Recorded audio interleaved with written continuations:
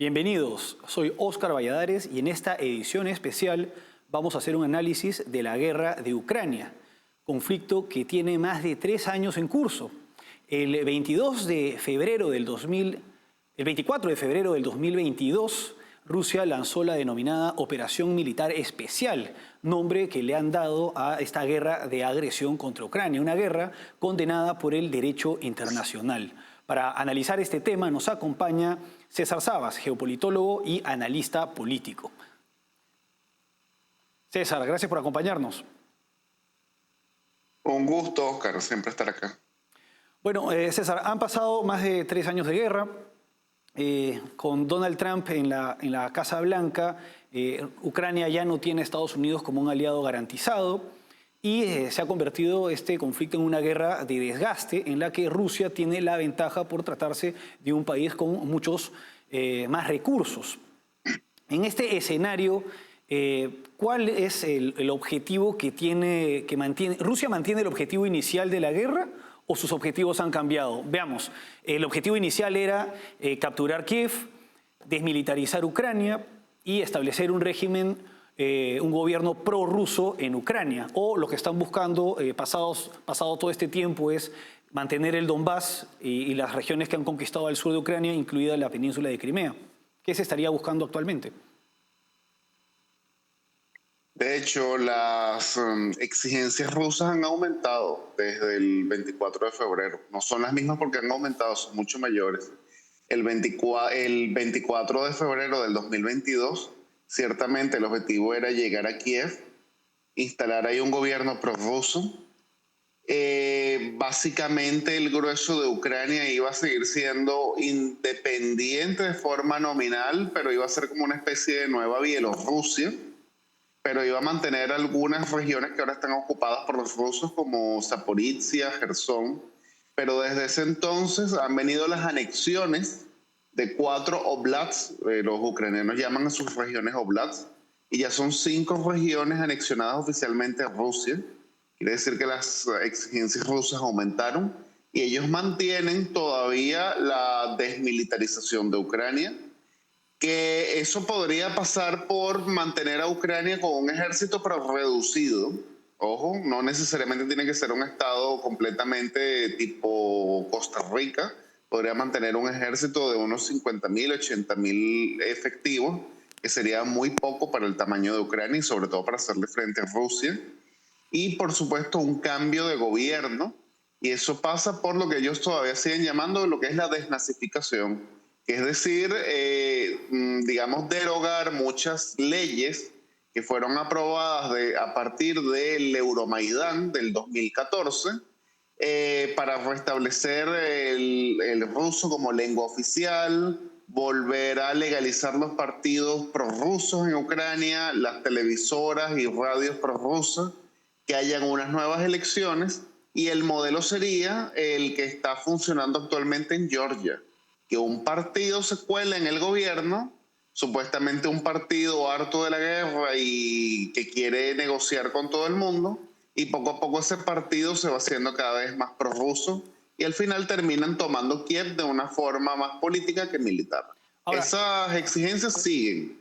Ahora, en 3 años de guerra en Ucrania, Rusia ha perdido más efectivos militares que los hombres que perdió la Unión Soviética en la guerra afgano-soviética. Han perdido, en esa guerra que fue entre el 79 y el 89, perdieron 14.000 hombres, más de 14.000 hombres y 147 tanques. En esta guerra habrían tenido medio millón de bajas, entre heridos, prisioneros, desaparecidos y muertos. Con relación a los muertos, sería alrededor de unos 100.000 muertos. Al margen de que en las guerras el número de muertos no determina la victoria, como se vio, por ejemplo, en la Segunda Guerra Mundial, cuando los soviéticos, teniendo más muertos, se impusieron a los alemanes y capturaron Berlín. En este caso, en este conflicto, la guerra está siendo bastante onerosa para Rusia y se está extendiendo en el tiempo. Ahora, con respecto a las bajas, ¿qué tantas bajas ha tenido Rusia y cómo está afectando al gobierno de Putin estas pérdidas?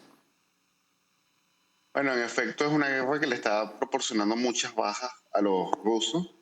digamos que es la guerra más costosa que han tenido los rusos desde la Segunda Guerra Mundial. Eso es un hecho incontestable.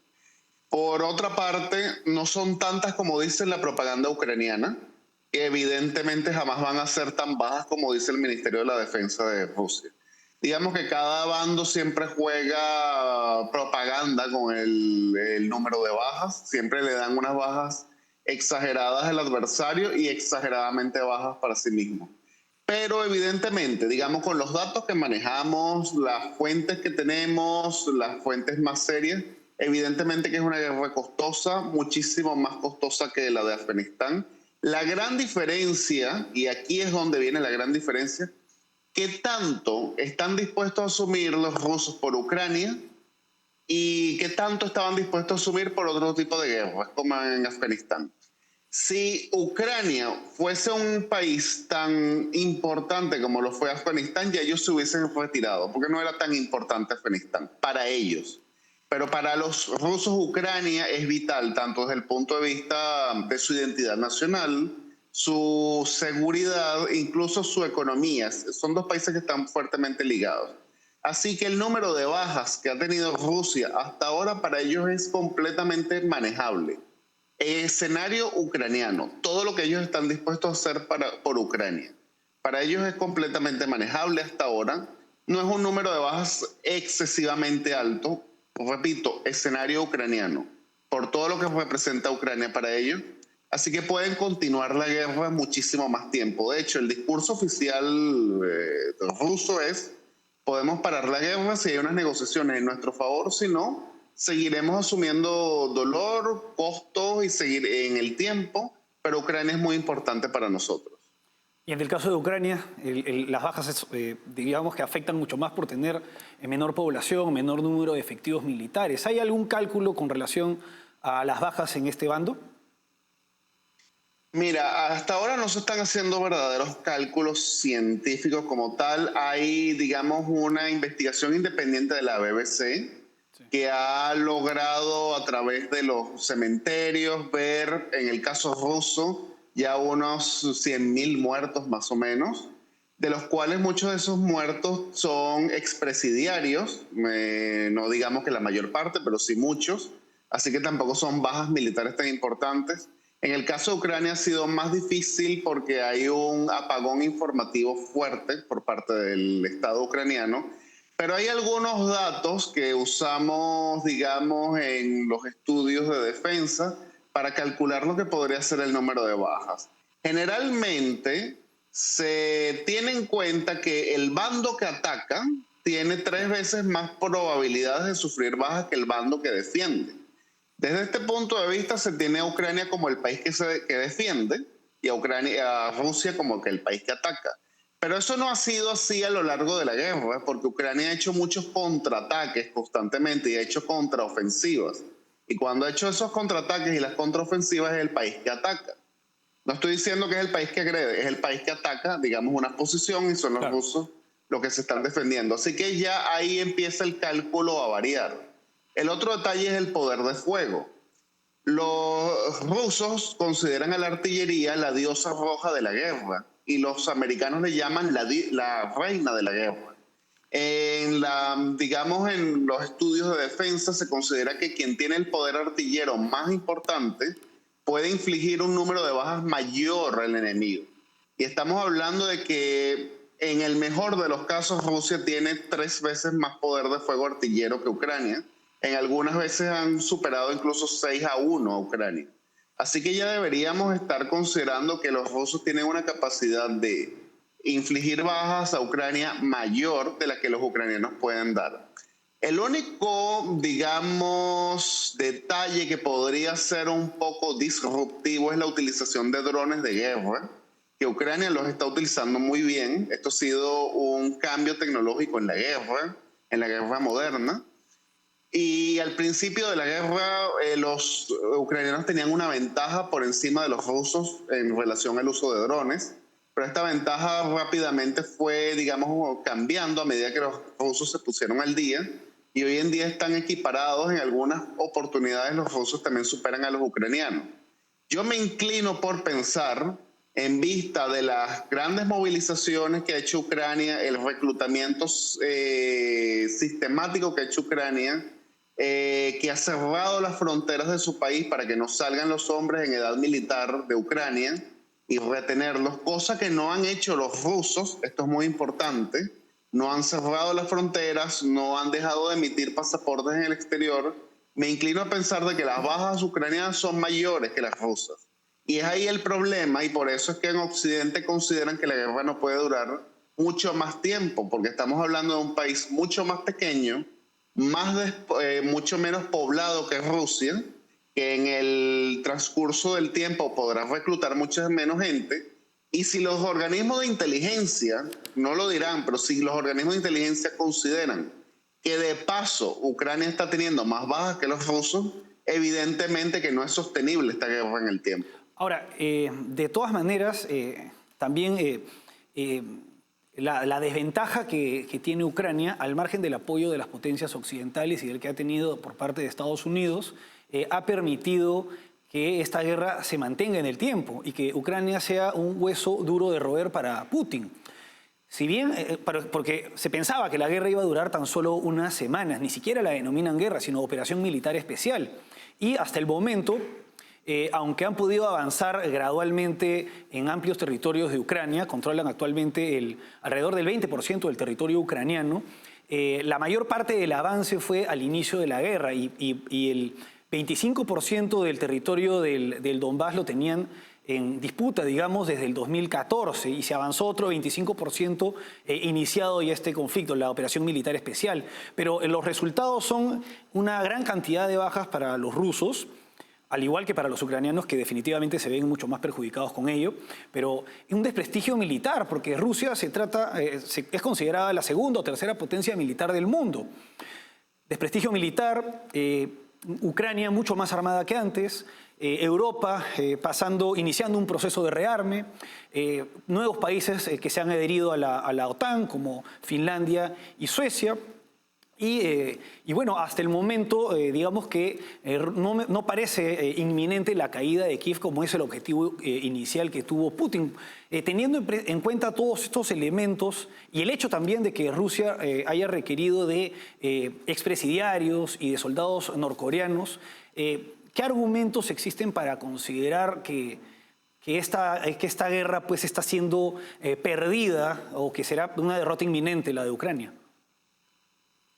No, inminente no, porque inminente sería que ya está al borde del colapso. Claro. Y generalmente el colapso es algo abrupto que no se ve venir. Es un hecho fortuito que nadie se esperaba. Digamos que vemos una tendencia bastante negativa para Ucrania, porque son problemas estructurales. Se le puede seguir dando armas a Ucrania, se le puede seguir dando apoyo de inteligencia, pero hay un problema del reclutamiento. No están reclutando la cantidad de personas necesarias para cubrir el frente.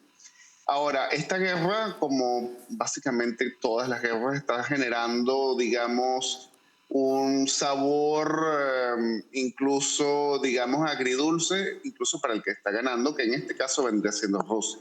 Ya tú mencionaste una serie de factores que han impedido que los rusos puedan cantar victoria total y creer que, pues, bueno, ha sido una guerra exitosa desde todo punto de vista. La guerra se ha prolongado, eso es cierto.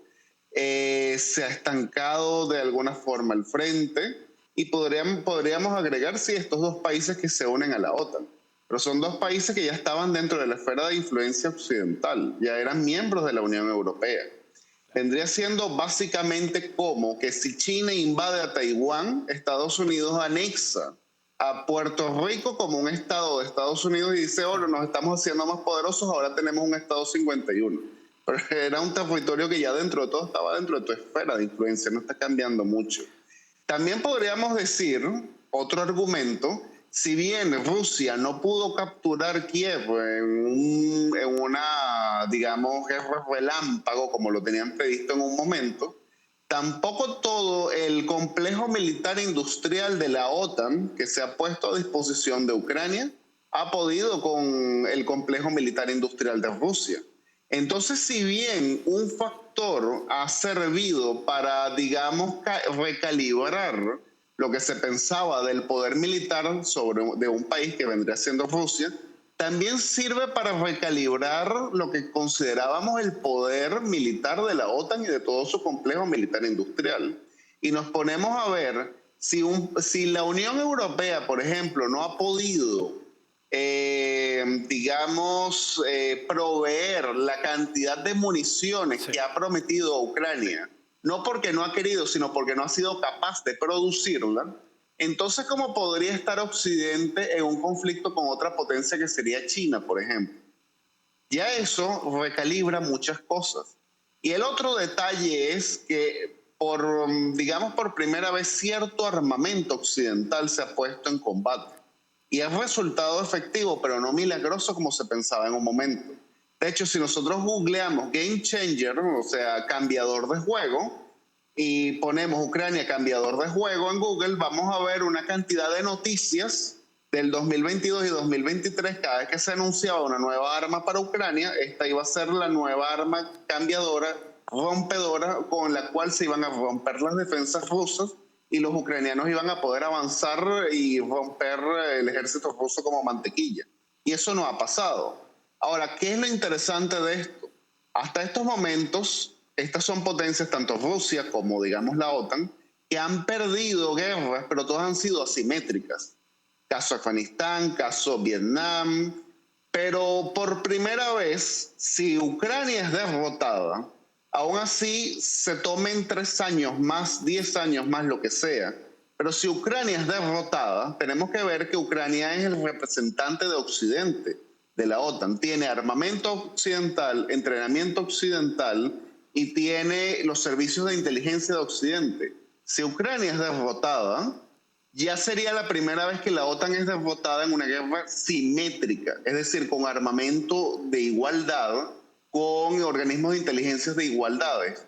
Y eso reconfiguraría por completo lo que es digamos, la percepción global del poder sobre la OTAN, porque muchos dirían, tal vez no en España, tal vez no en Portugal, pero por ejemplo en India, en Asia, incluso en América Latina, si la OTAN no pudo ganar este tipo de guerra, ¿qué guerra puede ganar?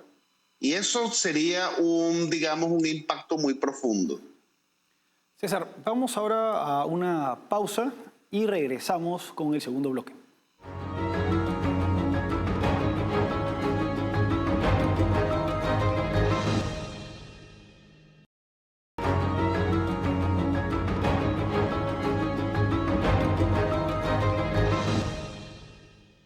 Seguimos en esta edición especial analizando la guerra de Ucrania, acompañados por César Sabas, geopolitólogo y analista político.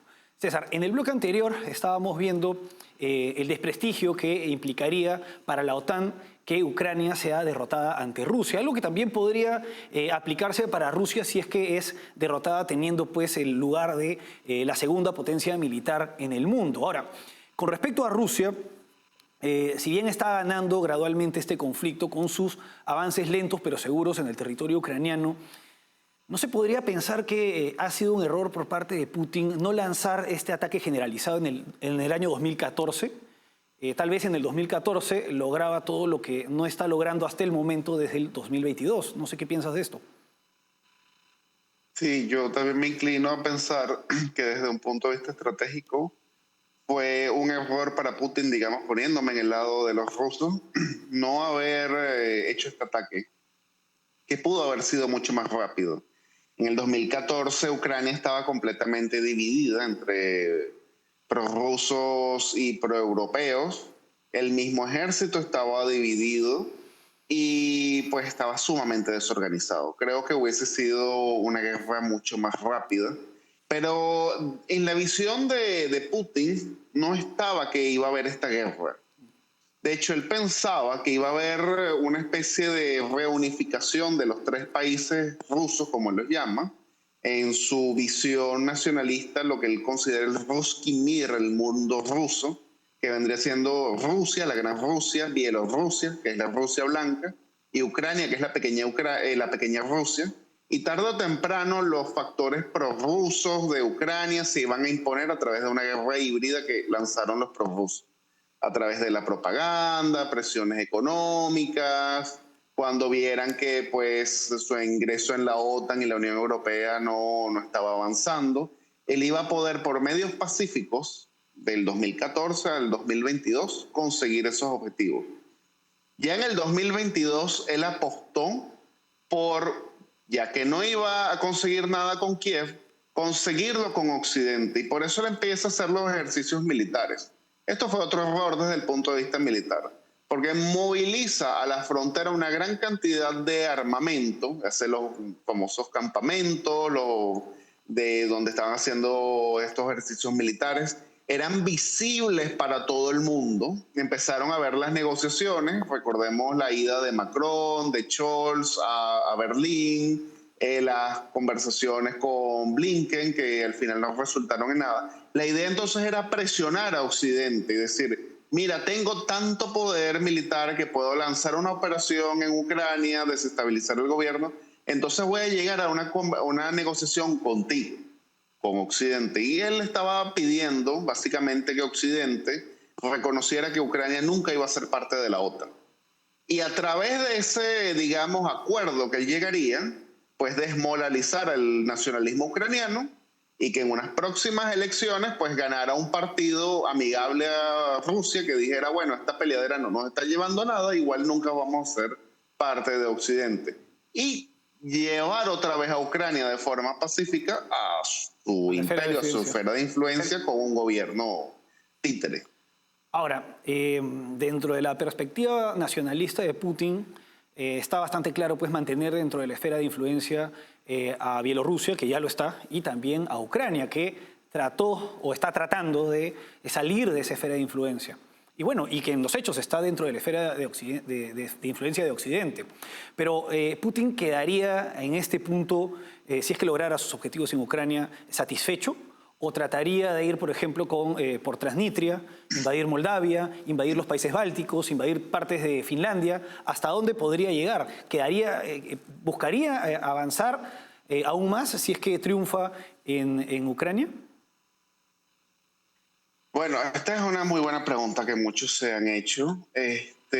Primero y principal, yo soy un realista ofensivo. Los realistas ofensivos creemos que los estados no solamente buscan su seguridad, sino, si es posible, la hegemonía. Así que Rusia, no solamente Rusia, sino cualquier gran país, digamos, en tamaño y en poder, siempre van a buscar maximizar su poder lo máximo posible, hasta lo que sus adversarios también le permitan. Pero digamos que los objetivos inmediatos y vitales de lo que es Rusia como país y Putin. Él admira mucho a Pedro el Grande. Y digamos que es la figura histórica de la que él quiere, digamos, regresar e inspirarse. Y Pedro el Grande, curiosamente, tuvo su gran victoria en Ucrania, en Poltava. Y fue una victoria sistémica, porque cambió por completo el mapa europeo. Y una gran potencia, que era considerada gran potencia, que era Suecia, la gran potencia del norte, cede su lugar a la nueva gran potencia, que era Rusia, con la victoria de Poltava. Y él está buscando su gran victoria también aquí en Ucrania. Con Ucrania él pasa a ser de forma ya indiscutible a ser considerada una gran potencia a nivel mundial. Me preguntas, ¿hasta dónde se detendría? Bueno, hay que ver lo que es el Ruski Mir en su idea. Y después lo que es el resto del mundo, digamos el resto de su influencia.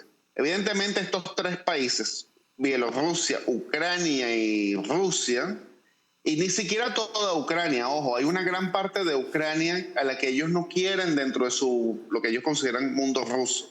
Estamos hablando de la Ucrania occidental, que siempre perteneció a la Confederación Polaco-Lituana y después al Imperio Austrohúngaro. Y recientemente que es anexionada a Ucrania dentro de la Unión Soviética a partir de los años 40, después de la Segunda Guerra Mundial.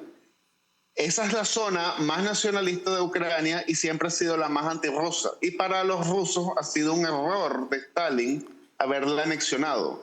Porque si esa zona no hubiese estado dentro de Ucrania y vemos los resultados electorales, Ucrania siempre hubiese sido una segunda Bielorrusia. Ahora, vamos a suponer que Ucrania cae. En mi opinión, los rusos quieren girar su sentido estratégico más hacia el sur, hacia lo que ellos siempre han calificado los mares calientes. El Mar Negro, por supuesto, que ya lo tendrían, pero de ahí ir al Mediterráneo. Tenemos el conflicto en Siria, que ellos quieren regresar de alguna forma, todavía mantienen sus bases y no las quieren aflojar, y tienen sus negocios en África. En mi opinión, los rusos siempre han estado buscando algún tipo de acuerdo con Occidente y con Europa en particular, que les reconozca a ellos un estatus particular, porque ellos no se consideran un país particular. Ellos son un país excepcionalista. Países que se sienten de alguna forma destinados a tener un destino podría decirse distinto al resto de la humanidad. Una suerte de destino manifiesto o Lebensraum. Depende de los gustos, César. ¿no? Exactamente, es un destino manifiesto. De hecho, los rusos se consideran a sí mismos la tercera Roma. La primera Roma fue Roma, el Imperio Romano. Claro. La segunda, en su visión, fue Constantinopla, el Imperio Bizantino. Cuando cae el Imperio Bizantino, acuérdate que ellos son ortodoxos, sí, cristianos ortodoxos. Cuando cae el Imperio Bizantino, los rusos se autoproclaman la tercera Roma. Y por eso es que tienen un zar, o tenían un zar. Zar es César en ruso. Ellos se consideran la tercera Roma. Sí. Bueno, César, en verdad muy interesante conversar contigo sobre estos temas, escuchar tu análisis y sobre todo desde la perspectiva del realismo. Contigo será hasta una nueva oportunidad. Muchas gracias por acompañarnos. El gusto ha sido mío, Oscar. Siempre cuando quieras. Gracias.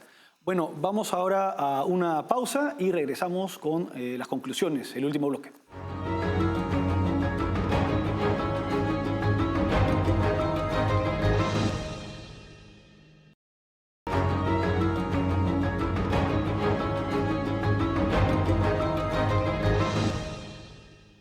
Seguimos en esta edición especial analizando la guerra de Ucrania. En esta edición hemos tenido un invitado que ha analizado este conflicto desde la perspectiva del realismo. Ahora bien, el mundo muchas veces cambia tras importantes conflictos bélicos. Teníamos, por ejemplo, la Paz de Westfalia, posterior desde 1648, que establece un orden en Europa, luego el Congreso de Viena, después de las guerras napoleónicas, el sistema posterior a la guerra franco-prusiana, el periodo conocido como la Belle Époque, que acaba con la Primera Guerra Mundial. Después de la Primera Guerra Mundial, la Sociedad de Naciones, que fracasa, y finalmente el sistema establecido pues, por las Naciones Unidas después de la Segunda Guerra Mundial en 1945. Tras la caída y la disolución de la Unión Soviética, entramos en un periodo en el que se impuso pues, el liberalismo político y el capitalismo económico.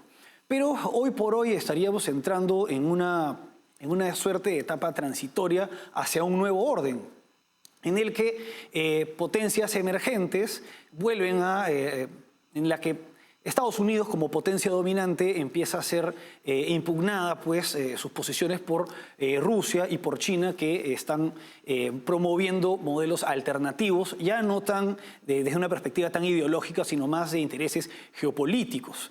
En este escenario, con respecto a la guerra de Ucrania, se puede analizar también desde la perspectiva de un país que representa los valores de la Europa occidental, digamos, la democracia representativa, la libertad de expresión, la alternancia en el poder, la separación de poderes, el debido proceso, etcétera, ante una Rusia que representaría valores contrarios, un régimen antidemocrático, con un mandatario que está en el poder desde 1999.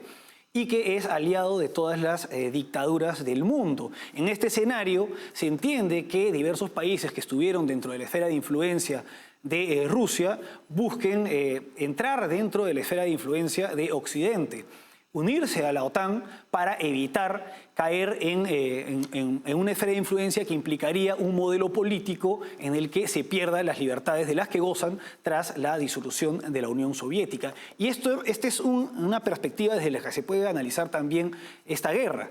Modelo de democracia liberal o representativa enfrentándose a un régimen antidemocrático. Y además de esto, al margen de los cuestionamientos que se le puedan hacer a las democracias liberales, que son sumamente válidos, porque todo modelo es imperfecto, y al margen pues, de los cuestionamientos al globalismo y pues, la batalla cultural, este tema hace confundir y hace perder de perspectiva lo que está en juego en este conflicto, porque se relaciona mucho a la OTAN, a la Unión Europea, con el globalismo, la progresía y todos estos elementos que actualmente vienen cuestionándose dentro de Europa Occidental. Y al cuestionarse a Europa Occidental con motivo de ello, se acaba muchas veces simpatizando con una Rusia que, si bien es contraria a lo que se conoce como el globalismo y la progresía, no representa los valores de la Europa Occidental surgidos pues, de la Revolución Francesa y las distintas revoluciones liberales posteriores a esta revolución. No solamente la de 1789, sino la de 1830, las de 1848, entre otras, que hicieron evolucionar un modelo que hasta el momento sigue siendo vigente en Europa Occidental. Bueno, eso fue todo por hoy. Gracias por acompañarnos. Con nosotros será hasta una próxima edición.